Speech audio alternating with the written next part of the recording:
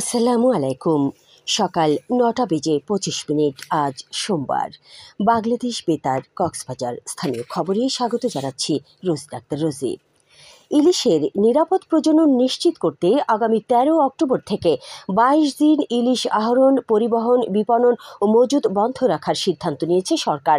মা ইলিশ রক্ষা করতে বিজ্ঞানভিত্তিক প্রজনন সময় বিবেচনায় এই সিদ্ধান্ত নেওয়া হয়েছে। রোববার সচিবালয়ে মৎস্য ও প্রাণী সম্পদ মন্ত্রণালয়ের এক সভায় মৎস্য ও প্রাণী সম্পদ উপদেষ্টা ফরিদ আক্তার এই তথ্য জানান। তিনি বলেন, বাংলাদেশে ইলিশ মাছ অত্যন্ত গুরুত্বপূর্ণ। ইলিশ সুরক্ষায় বিজ্ঞানীরা পূর্ণিমা ও অমাবস্যার সঙ্গে মিল রেখে এই দিন নির্ধারণ করে। এ সময় জেলেদের ২৫ কেজি চালের জায়গায় সহায়তা আরও বাড়ানো হবে বলে জানিয়েছেন মৎস্য ও প্রাণী সম্পদ উপদেষ্টা। এদিকে বঙ্গোপসাগরের টেকনাফ উপকূলে এক জেলের জালে একসঙ্গে ধরা পড়েছে ১১০টি ইলিশ মাছ। গতকাল মাছগুলো নিয়ে সদরের মেরিন ড্রাইভ সড়ক সংলগ্ন দক্ষিণ লম্বরী নৌঘাটে ফিরে আসে ওই জেলের নৌকা। প্রতিটি ইলিশের ওজন প্রায় ১.৫ কেজির কাছাকাছি। জেলে ইয়াকুব জানান, গত শনিবার দুপুরে ৫ জন মাঝিমাল্লা ও শ্রমিক সহ নিজের ইঞ্জিন চালিত নৌকা নিয়ে মাছ ধরতে যান তিনি। সাগরের ১৯ বাইন নামক এলাকায় দুপুরে তারা জাল ফেলেন। মধ্যরাতে জাল টানতেই দেখা মেলে এসব ইলিশের। প্রতিবছর স্থানীয় জেলেরা নিষেধাজ্ঞা মেনে চলার কারণে সাগরে মাছগুলো বড় হওয়ার সুযোগ পাচ্ছে। এতে করে জেলেরা উপকৃত হচ্ছেন বলে জানিয়েছেন উপজেলা জ্যেষ্ঠ মৎস্য কর্মকর্তা মোহাম্মদ দেলোয়ার হোসেন। কক্সবাজারে মাধ্যমিক বিদ্যালয় পর্যায়ে দুর্নীতি প্রতিরোধ ও দমন বিষয়ক বিতর্ক প্রতিযোগিতা অনুষ্ঠিত হয়েছে।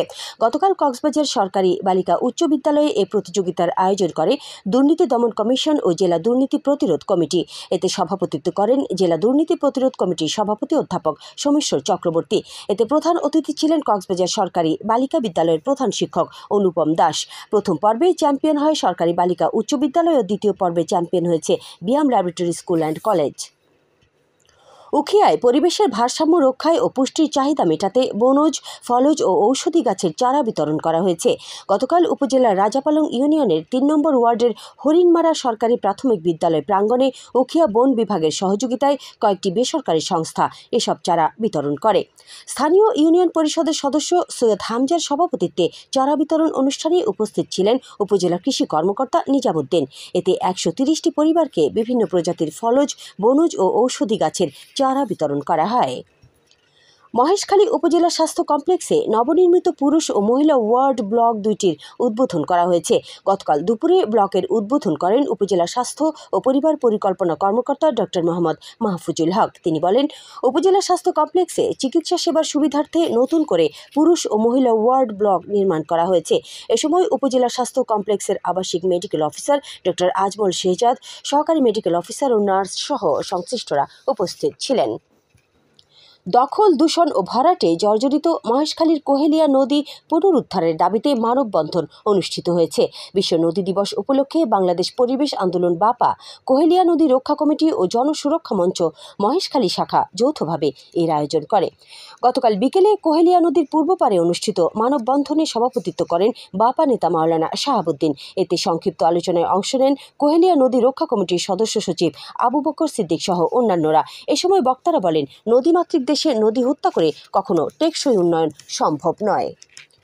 টেকনাফে শিশু হত্যায় জড়িত সন্দেহভাজন ২ জনকে আটক করেছে পুলিশ। গতকাল উপজেলার সাবরাং ইউনিয়নের শাহপরিদ্বীপ ডাঙ্গুরপাড়ায় অভিযান চালিয়ে নূর হাফেজ ও আল কামালকে আটক করা হয়। তারা দুজন একই এলাকার বাসিন্দা।